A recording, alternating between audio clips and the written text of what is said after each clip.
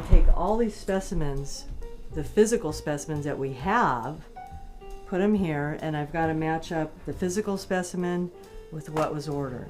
Before we rolled out the new lab project, when someone made an error and it was caught in the clinic, it would be covered up. It would never been brought to management's attention. We did not have any standard work about how we processed our laboratory specimens, and we had a very high error rate. Our patients come first for all of us. And having the lab errors, there was no excuse.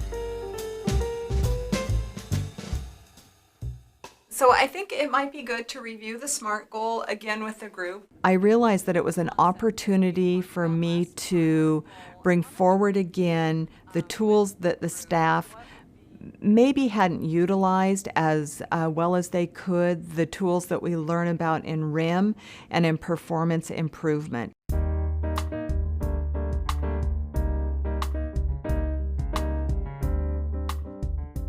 You guys know that we've been working on our lab error rates. Learning the performance tools was very overwhelming at first, but once we started getting the hang of it and Patience was going over it with us in details, it became exciting to learn new tools. In order to sustain change, we have to have a commitment to ongoing data collection, periodic data collection, and I think that if we're not looking at data collection, that's when new processes begin to erode. They realized that there needed to be better communication between providers and MAs about our workflows so we could work better as a team. And we needed to teach our doctors, our providers, what our lab process was. Many of them had no idea that the courier came every 2 to 3 hours to pick up specimens, and it was really important that the order was placed before the specimen went down to the lab.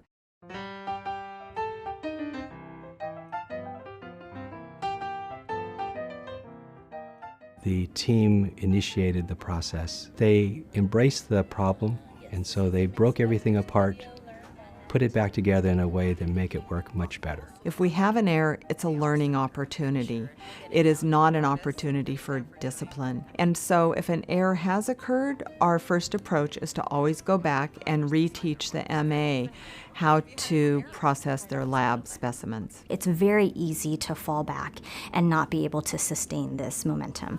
One way is to have different team members really monitor and encourage that we keep up with all the great tools that we've started with. Their morale has come up. We're here to save lives, and they're doing it. The MAs are excellent. You know, they're happy, they're smiling. There's no, I'm going to the principal's office because the lab was missing. It's tremendous.